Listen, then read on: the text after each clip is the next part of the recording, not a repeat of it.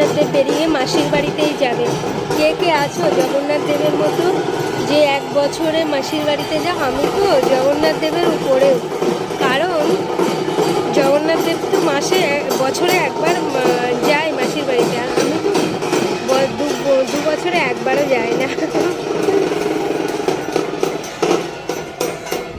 জগন্নাথ দেব মাসির বাড়িতে অনেক ঘোরাঘুরি করলো, খেলা করলো, বেড়ালো, অনেক কিছু খাওয়া দাওয়া করলো, এবার আসবে বাড়িতে। তোমরা ভিড়টা দেখে নাও, কতটা ভিড়, এটাই দেখে নাও তোমরা। প্রচুর ভিড়, আর আকাশটা ওয়েদারটা খুব অসাধারণ, জাস্ট ওয়াও।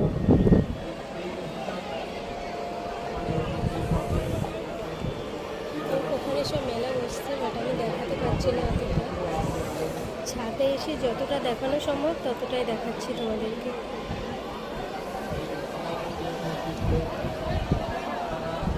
তারা জুম করে নিই, জুম করে তোমাদেরকে দেখাই।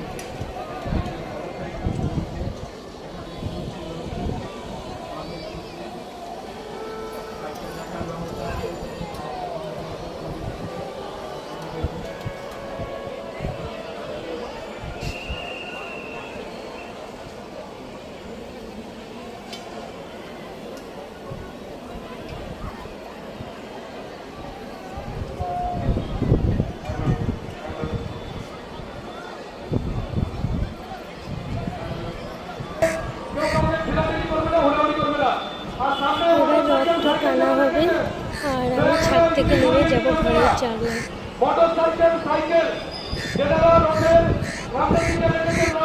চলো ঘরের জানলায় গিয়ে তোমাদেরকে দেখাই।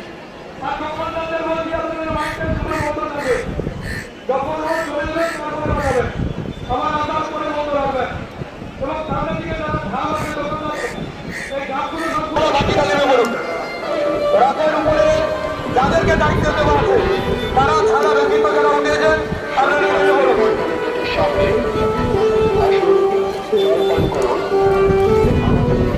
মেলা এখন এক সপ্তাহ বেরিয়ে যেভাবে আমাদের রাস্তা ক্লিয়ার থাকে সেভাবে রাস্তাটা ক্লিয়ার রাখবে। অনেক সত্তর বলছি, আপনারা একটু সতর্ক থাকবেন, একে অপরকে সহযোগিতা করবেন। আমাদের রথ পেতে দিয়ে তো যেভাবে যায় সেভাবেই যাবে। যেই জেলা গন্তব্যস্থল থেকে আমরা সামনে রথকে ঘুরিয়ে নিয়ে আসি সেইভাবেই আমরা এগিয়ে যাবো সঙ্গে মাঠের সামনে।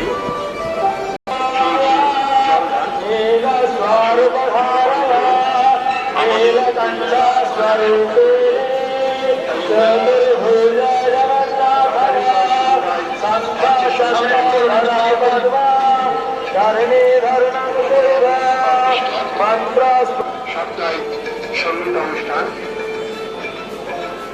আসুন জয়পাল ক্লিয়ার করে দিন পরিচালনায় কমিশনের সঙ্গে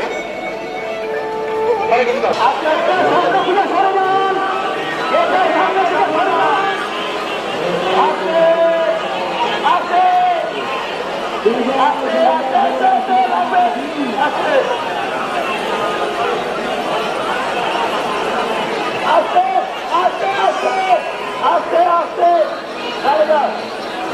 চলুন, আস্তে আস্তে চলুন, আস্তে আস্তে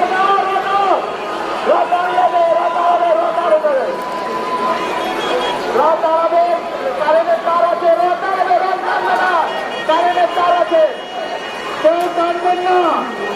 যারা কীর্তনে আছে কীর্তনে মাতাজিরা চলে যাবে,